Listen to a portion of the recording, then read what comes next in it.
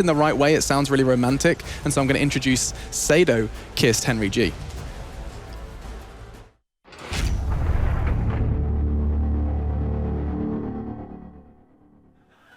It was one time, and I was pretty drunk. To be completely honest about it. Like, okay.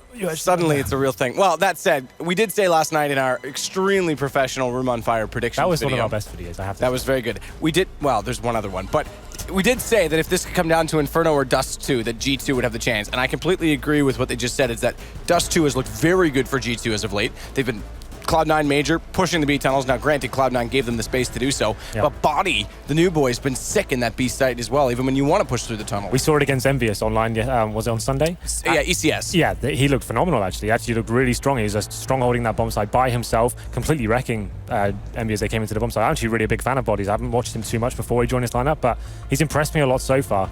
One thing as well, Scream seems to be in sensational form right now. It's actually some of the best CS I've seen him playing. He seems revitalized since Body's joined the lineup. I think they've gone heavy on the fragging mentality, and I think Dust2 against CLG is a almost guaranteed win for them. I think this is a very strong setting for them. Lounge master himself, JDM. This is going to be a tough game, no question, for CLG.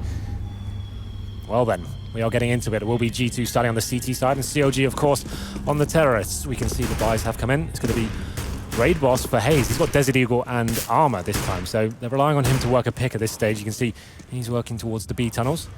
CT's not showing any sort of aggression whatsoever. We normally see boosts up towards short and trying to get some control and some information. They're playing quite passive. 3 players towards long. Well, 2. One's a decoy in pit, but there's a third back toward A. Just to be... Well, there's Smiths as well with them, so he's at the backup, right? Just clarifying what you were looking at.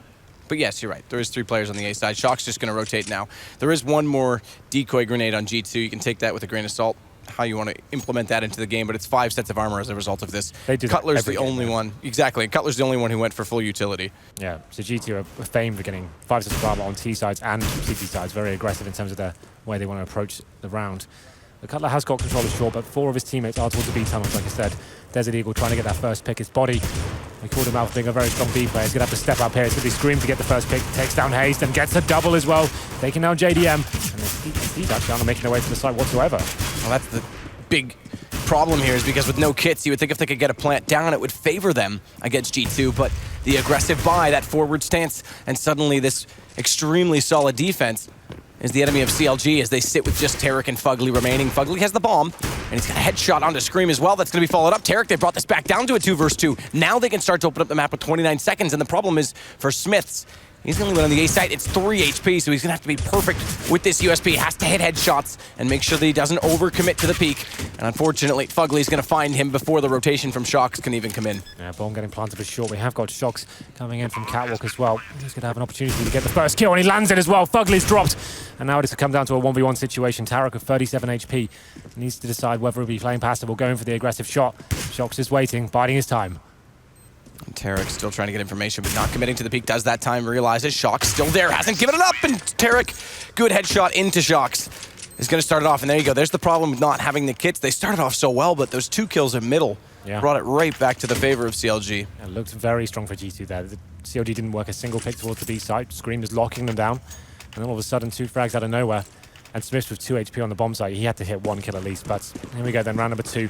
We have got a force buy from G2 coming in. 3 rifles for CLG, a MAC-10 and a Scout. Yeah, and the rifles, that's the big thing. 2 AKs. We don't often see them go that heavy, usually early in games. As of late, as of the last couple of months with the SMGs and the state that they are, the power that they have. I think everyone knows G2 will be force buying on the second round regardless. They're very aggressive on their second round buys. We have got CLG now working in towards the B bomb site. It's going to be Body waiting for them. We called him out. 5-7 in hand, and the head armor as well. Scream rotating in to help him out.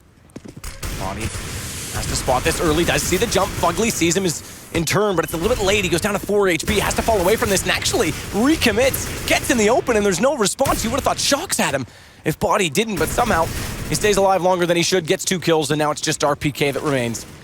Yeah. He's got a middle 5-7 in hand, and he's gone already to Hayes. So great start CLG. Losing only 1. Now they did lose one of the AKs, but they've gone and picked that up. JDM's got it, so they stick with the Galil, not the Scout.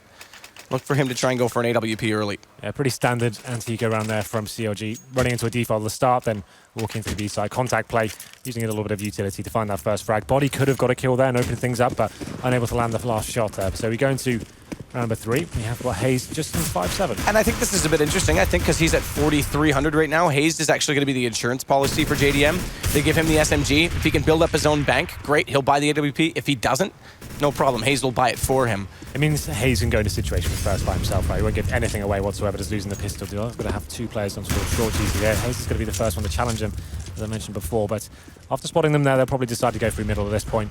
It's going to be Scream waiting for them on the other side. He is taken down by JDM, and now the mid split will be coming. And the 1 kill from JDM, if they win this round, which it looks like they will do, is going to be enough to put him in AWP range decently into it as well. So perfect setup in that scenario. JDM is going to pick up a second, even better, and it's now 3-0. AWP shorting about $7,400 as a result of that. A hot topic of conversation for CT sides on that second round. If you do force buy, you're left in this situation. You don't have an AWP. You can see they've got no head armor, not a massive deal, but there is a Galil on towards Cutler. Famus on body, and not a single defuse kit. So they are struggling tremendously. This is the kind of rut you can get into on the CT side.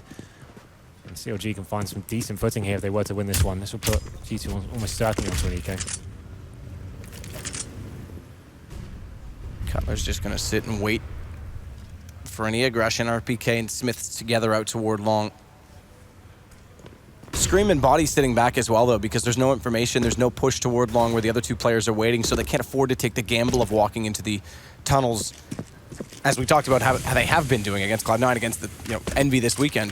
The thing is, CLG are going to be aware of this situation. They know the money's pretty bad, so they're just working a pick right now, seeing if JDM can get any control of the map. They have got control of short, though, so Hazed, joined by Tarek, just setting themselves up. They still have 4 smoke grenades as well, so they could do a full execution here. That completely wreck G2. We talk about Smith being great on the A-bomb side with that AWP. Obviously doesn't have that right now, and he's actually there alone for now. RPK towards long. That's his standard position. And here comes the aggression towards the B tunnels. It's going to be Body going in first, and does somehow find that kill on towards Fugly, so that's a massive for them.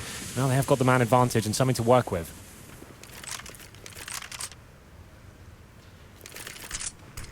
They can stabilize this at all, though. They've rotated back away from this long position. Smoke on the corner. RPK is going to be limited by that, but it's going to be Hazed and Tarek that go up middle instead with the smoke. Shox is on the box. He's going to see above this. Not to mention Scream getting the first kill. They're completely locked down inside that mid position, and it falls to a 5 versus 2. JDM not going to do anything as Body finds him in the tunnel. Cutler last alive. Shox is going to push through middle, and even if Body hadn't found that kill, he was trapped. That was a really good call from G2. They could sense an incoming execution, and like I said, considering the buy they had and the lack of utility and no AWP, they needed to do something to get them an advantage going into that situation. So Body pushes the B tunnels, finds that kill onto Fugly, and that's just enough to funnel the terrorists towards the A-bomb site, locking it down, and it's a decent play there from G2 going into it. And Pita has crashed out of the game, so they're just going to call for a timeout in order to allow him to get back in. You can see Pita sitting in the back corner. The 6th PC is again in place this weekend for the coaches. Yep. Should they elect to do so? Oddly enough, at MLG, it wasn't a talking point. There wasn't that 6th PC, but that's not to fault MLG. They actually asked the teams if it was something they wanted, and most actually said no, so MLG elected not to do it. But yet, it seems when it's available, the teams use it. So it's kind of a, I guess, inconsistency. Some coaches like, some coaches don't. It depends on the coach, right? Some people like to be in there and see exactly everything what's going on. Some to be behind their players and be there for more morale support, make sure they're more involved in the actual game itself. But there it is. G2 do arrive on the scoreboard now. 3 plays 1. And full buys coming in for both teams. You can see JDM back on the AWP. And of course, Smith's heading towards the A site, backing up RPK at long for now. Tarek's already cleared out the bottom of the tunnels, and Fugly's watching for that push. Watching to see if they are going to get aggressive G2. So someone sitting on the spiral stairs, the thing that Cloud9 lacked in the group stages at MLG. JDM, no smoke at mid, going to use his AWP to try and find an opening, see if they can get them down catwalk, but even still, if the man advantage could come their way in doing so, be huge for their execution, more so if it were Shox that were caught off guard, because he's the one that's playing the swing inside CT spawn, and he's going to have to watch from this cat pressure. Hello? Oh, no. It works. What have you done? Have you broken? I don't know. I pressed a button and all of a sudden my voice has gone. Here we go. Scream once again with this B pressure. He's actually pushing the T's back as well. So at least they've got information now. There's not going to be a B-sided attack. Short control coming in for CLG right now. Smith's going to be holding there with the AWP. And as you mentioned before, Shock's waiting for them in CT spawn. So this is classic for Smith. He wants to be hitting these shots. Does spot one. They're going to be dropping down to CT spawn. That's Tarek. And it's actually Shock's to take him down there. So now CLG rotating themselves over to the tunnels. A new Scream push. They get the kill on him as well. Now it's up to Body. We talked him up, and whether he can hold them off is another question. Going to be Body again that has to swivel, but it's JDM who gets above the smoke on top of the boxes and finds the shot with the AWP. RPK last alive. So last time not successful, Body shuts them down. This time it's Shox that gets the only kill. RPK is just going to look for exits in this situation because they are going to go That's almost perfect. Well, it's a dire situation right now in terms of money as well for G2. You see how well they read G2 there? They're waiting for that B aggression to come in. They've got a player on low B, just waiting to give that call. As soon as they see it come in, they're completely baiting towards the A bomb site, taking away all the vision from Smiths. 3 smokes deployed. Tarek drops down the CT spawn. Regardless if he gets the kill or not, he's actually locked Smiths out of the game. It looks like such a convincing A-sided attack. They take down Scream in the tunnels, which we've already seen. They're waiting for him to come push after they've seen that A attack. Take him down, that's the round over. Body was in like a 4-on-1 situation at that stage. Once he's dropped, the round fell apart. Hayes picks up 2 frags, and even though Tarek didn't get any, he was the bait almost, and it worked perfectly. The thing is as well, like Smith's in that corner, he just saw Tarek jump across, and all he can see is one player. He assumes that's all of them attacking there, so it's probably very difficult to see what's actually coming in. But CLG do win 1 round after the loss. That resets G2, but they have got enough money to buy into this round. So 2 Famouses, 3 M4s, 1 kit. Distinct lack of utility though, so this round will be sending 3 players towards the A site. It's looking like Cutler fancies an aggressive face here as well, so he'll be making his way towards blue box. JDM gets the first pick on the RPK as well, so man advantage given. Smith's trying to rectify that now. Flash over. Smith just falls away in time. Cutler's made it at least into the dumpster. Smith doesn't know this. His crosshair placement, he has no idea. This is a free kill for Cutler, who makes it a little bit awkward, but no time to react at all. And meanwhile, they've gone out middle, so long rotation points, but Scream, you talked about his form. He gets one, and Body's going to complement that. Turns back and finds Fugly as well, so a really good hold again inside of this B site. We talked about how it was a 4-1 deficit with a reset potential. This is a must-win for G2, and they've got the bomb now down on their side of middle. Cutler's going to try and work this from the long approach, but the smoke in front of him is going to buy time for G2. Scream knows he's there, flashes in, spots him in the corner, but it's still a heads-up fight, and Cutler wins it. It's all on to Body. It was intelligent play from Scream. Had he found that kill, it would have been absolutely sensational for them, but now Body's stuck in a really difficult position. There it is. Has to choose one place to look at. He knows that Cutler's in CT spawn, just getting pincered perfectly there. And as you said, a must-win round for G2 in terms of the financial situation. So they'll be forced onto a full eco here, I'd assume. They've got about $3,000 available. So not investing anything as of yet. But here's the plays from Cutler towards long. Really nice stuff. Scream did what he could outside B after 2 or 3 players were dropped. He got 2, but wasn't meant to be. 5-1 plays CLG now. JDM back on the AWP, and this is just some PD50s in CZ, and he gets the first pick again through the corner of the wall, takes down Shocks. Man advantage given. Now they can just wait for the reply from the CT, see if there's any reactions, and stick together. There should be 0 chance of them losing this round. Should be. Well, that's, yeah. We've seen strange things happen in these situations, but they are slowing it down well enough. They've found 3 kills now. Only 20 HP lost from Tarek. Now push through the B tunnels and try and get in behind and surprise them a little bit here and maybe pick up a gun or 2, but again, this is going to be CLG's. The question is now for G2. The last couple of games we've casted with them, they've been so reliant on that upper B presence. It seems like CLG are locking that down. They're aware of that situation. They know what they do. I'd like to see how G2 are going to adjust their setup now. Are they going to start bringing the AWP towards the B site? I would say that's the next protocol. The fact that that's going to completely change things around. You have the AWP anchoring towards that site. They're going to be happy to face towards the tunnel. So I think that's the perfect counter to what CLG are doing right now. I was going to say Body gets 1 kill that would drop a gun and he might be able to try and get toward it, but they try to defend it and he picked up a 2nd. Thankfully, they put him down. Bank's still good. CLG's side, but the gun's going to come back out this time for G2. Smith's just thinking about it. It would have been glass cannon, but thankfully he goes for the M4 with full utility instead. So no kits, though, again for G2, which is going to be a problem. Absolutely. We saw it was Body that had to push into the B tunnel. It was a similar sort of situation here. Someone needs to make something happen. They need to get a man advantage.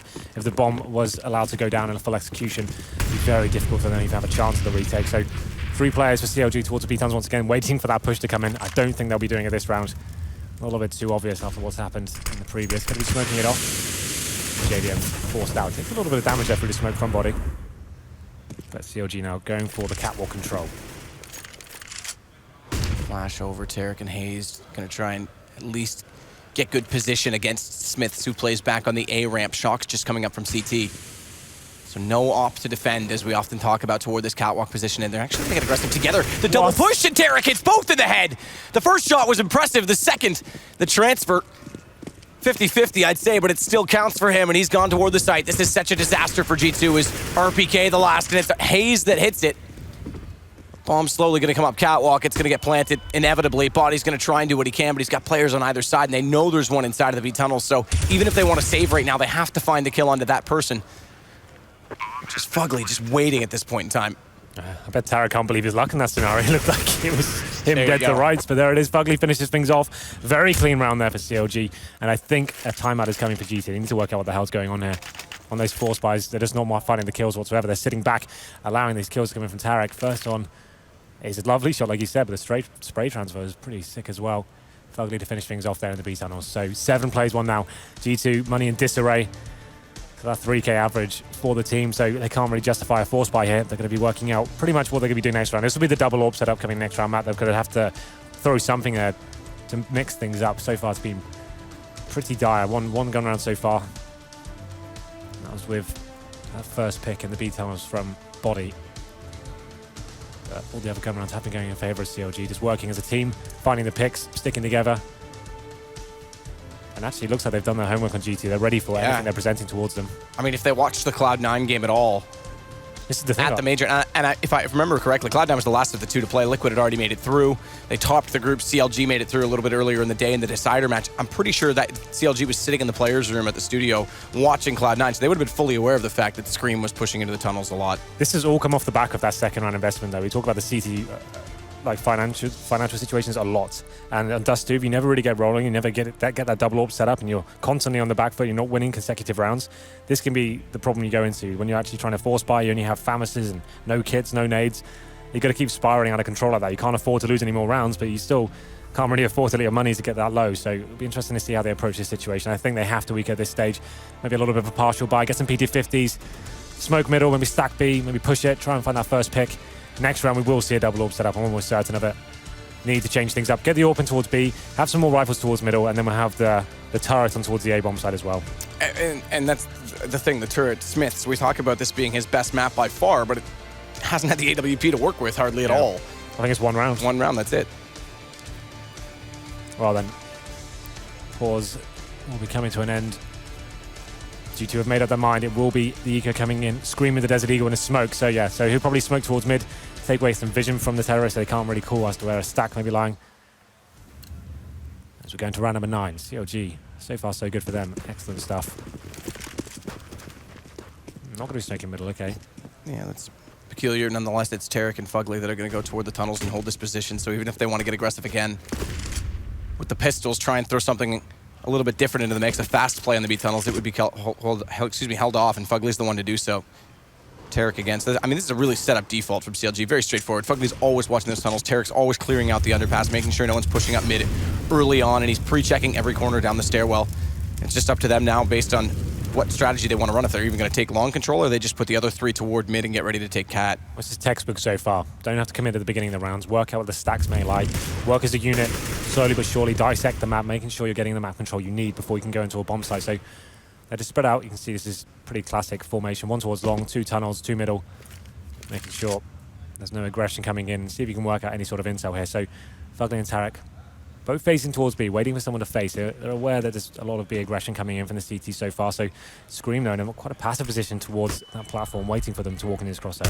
Scream is going to fire 2 deagle shots in, but none of them connect. It's Tarek again with 2 on entry. And 2 HP, if you want to continue on that storyline. But Cutler's going to find Smiths. The number 2 storyline? Yes. It is a good one. It's a strong storyline. It is.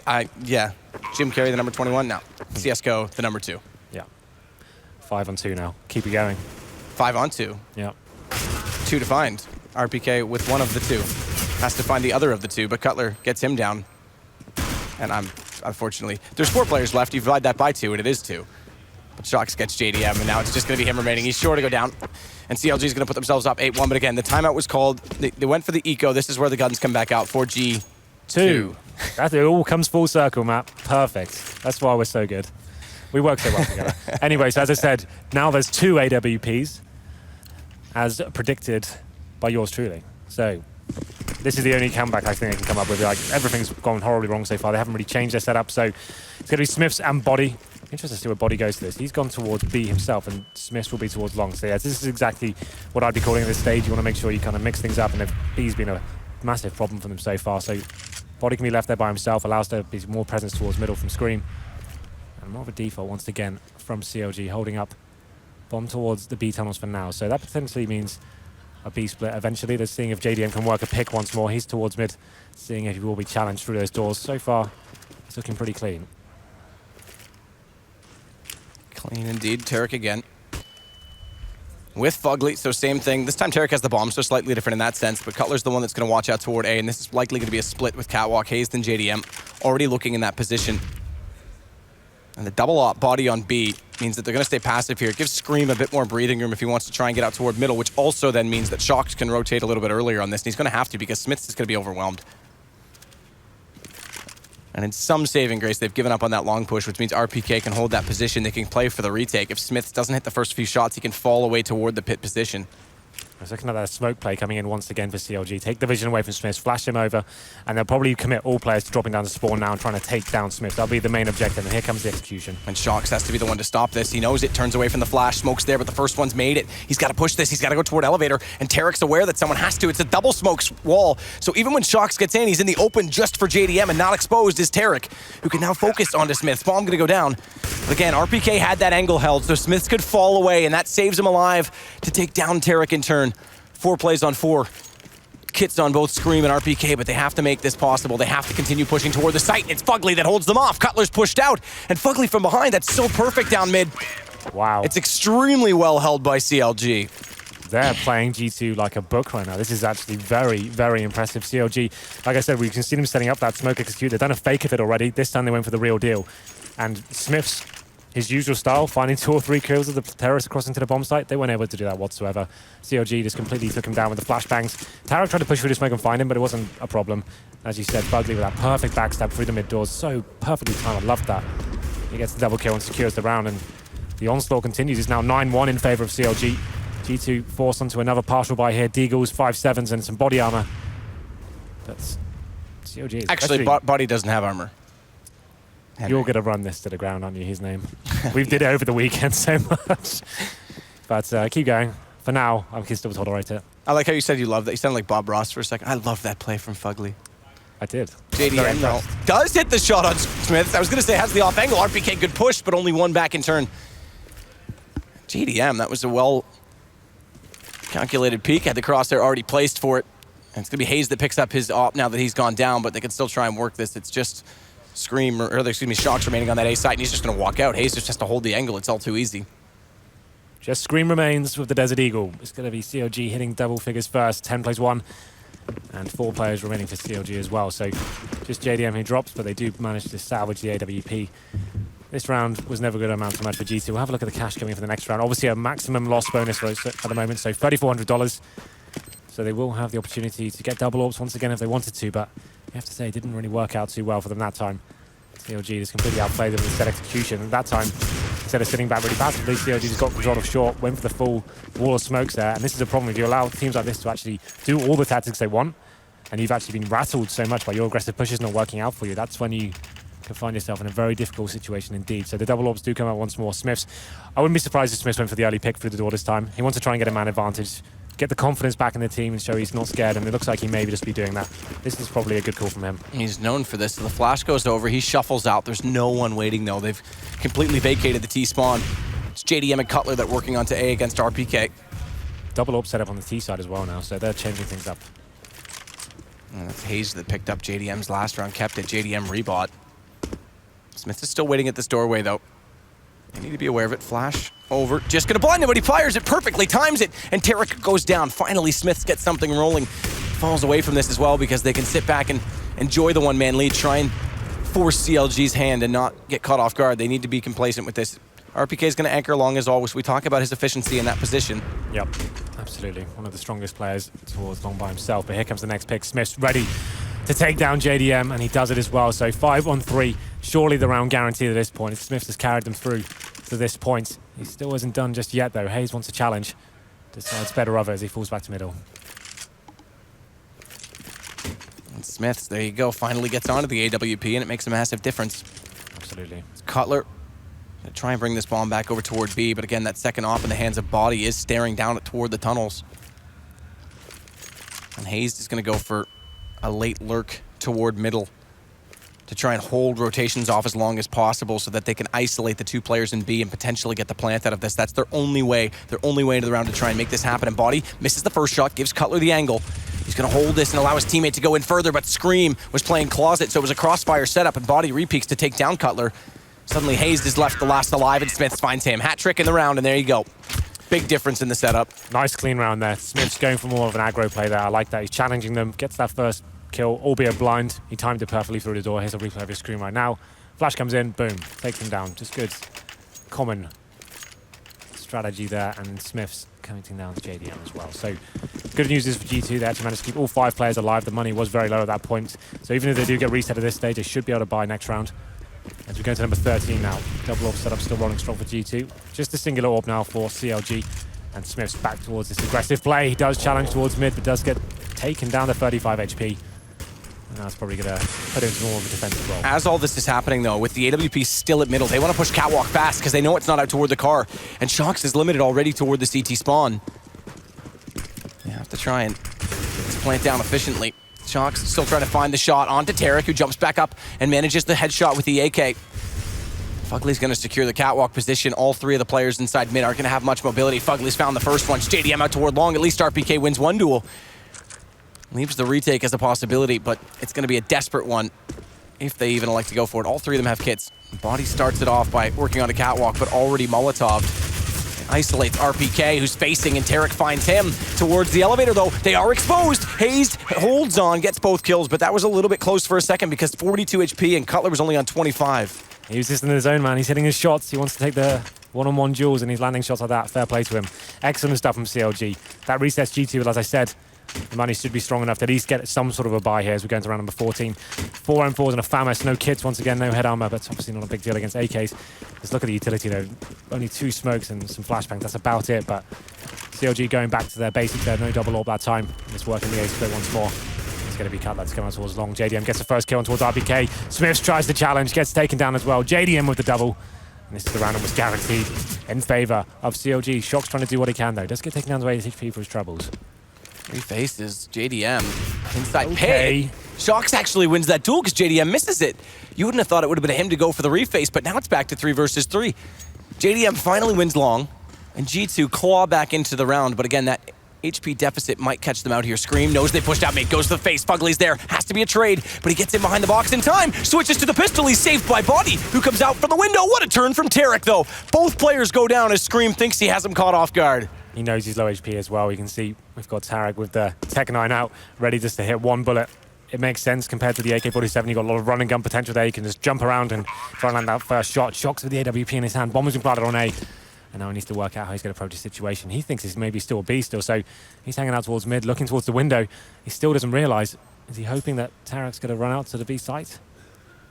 With no kids, he's got 0 chance of winning this round now, so he's just hoping he's gifted the kill in some manner. It's going to be impossible at this stage. He still thinks it may be a B. When's he going to realize? I think he knows now. He's just saving the weapon.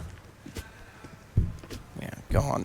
AWP will at least make it into the next round. There's so much money on CLG's side, though. There's very, very little on G2's. Yeah, they've got picked up an AWP, though, to Shox to take that to the next round. Smiths hasn't exactly been setting the world on fire, though, with his pick so far. He had 1 decent round. Oh, he got him! He did get him. What? What? He hit him right as time expired. It didn't even show on my screen. It showed up in the next round in the kill feed. AWP's gone. The thing is, it does too as well. If you have an AWP, regardless of what your teammates have, if you have someone who can go for an aggressive pick and get that first man advantage, that's so massive.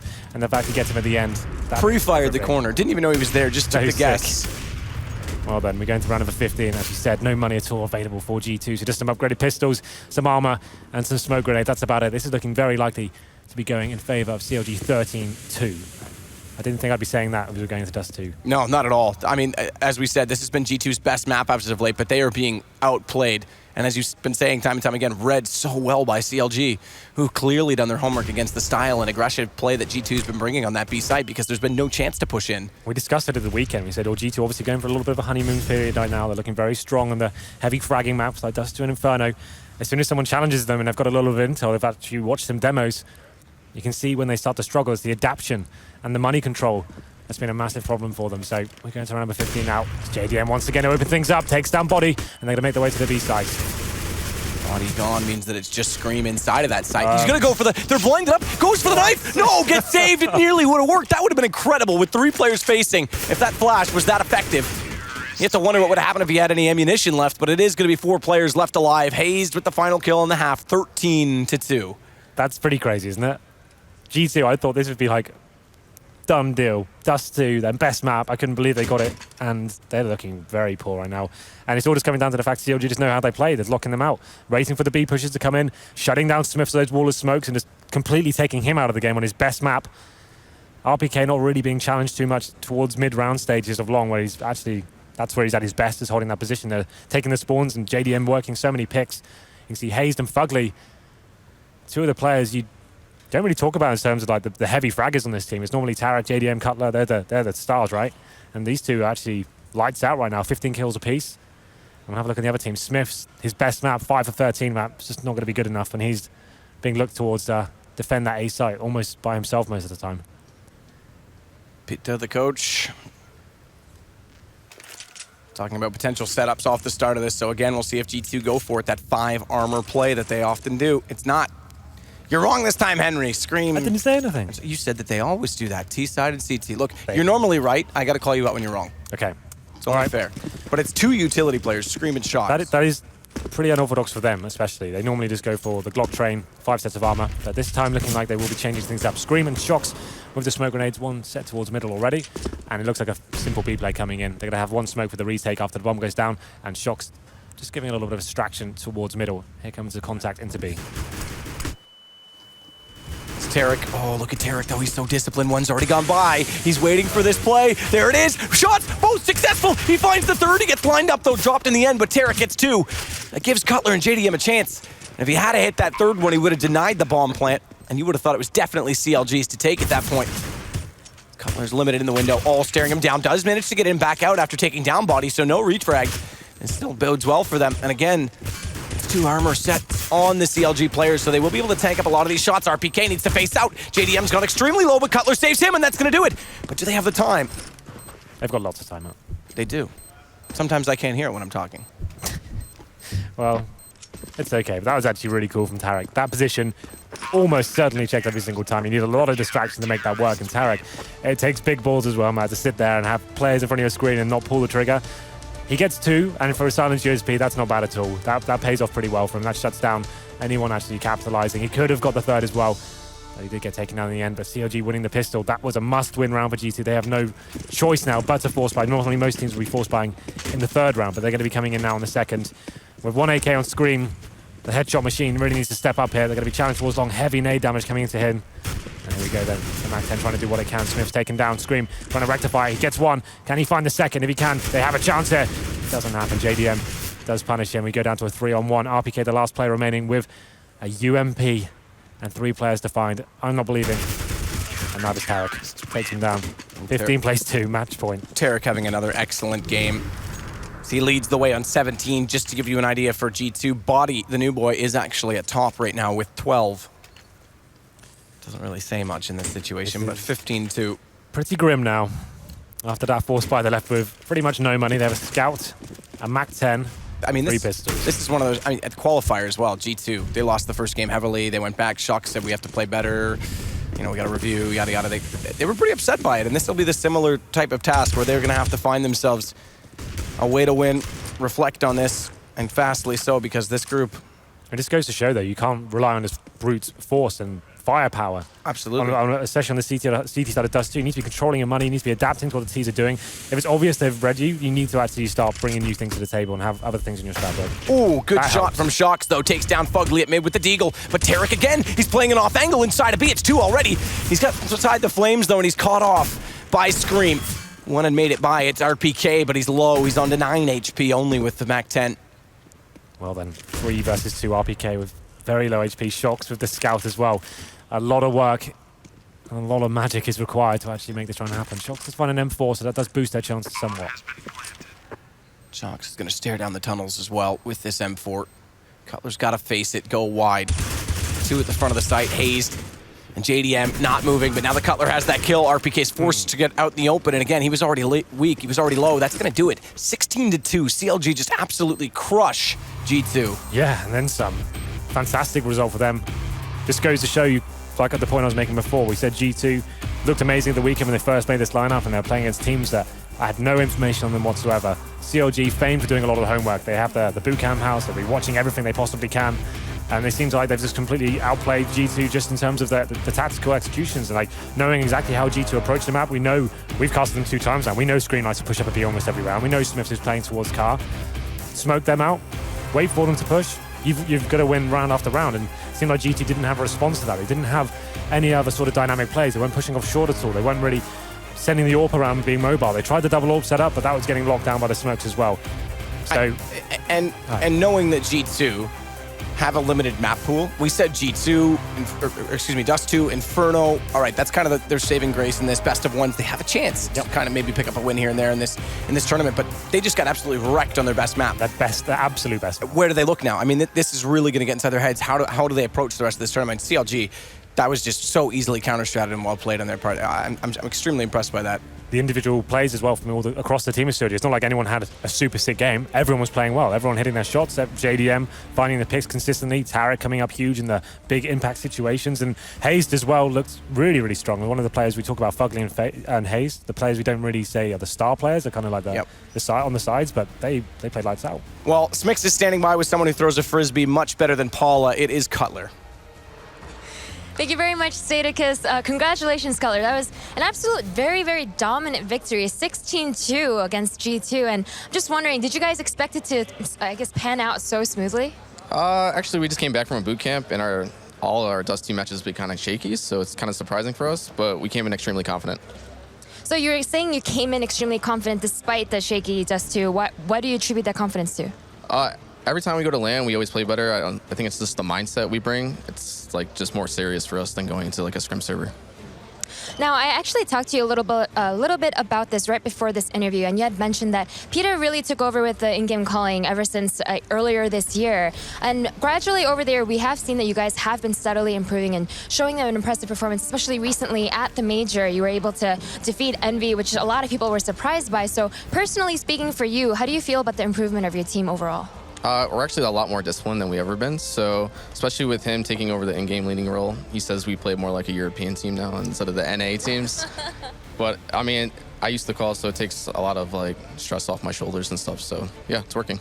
Yeah, I'm just wondering personally for you, because I know that way back when you were in-game calling, that was a lot of stress for you. And obviously that's a lot of stress to play and in-game call at the same time. So personally for you, now that that's off your shoulders, do you find that you're able to focus on your own performance better and just happier overall? Yes, I mean, especially this match, I didn't have to do much. I mean, my team did an amazing job, so me in the lurking role didn't really have to do much in the game. So if every game's like that, it's easy for me. All right, now your next opponent is going to be Na'Vi. Obviously been very, very strong lately. That being said, they have Starix that is their stand-in player with Guardian being out with an injury. So, you know, if you look at it in one way, there is a higher chance of you guys being able to perform better against them just because of that situation. That being said, earlier today, Starix did really, really well in his first match. So what are your thoughts? I mean, can't go in there thinking that they're going to be easier. They're world-class teams. So we're just going to play our game and hope for the best. All right, well, thank you very much, Cutler. Of course, we are going to a short commercial break, but when we come back, we will have the boys dissecting that match.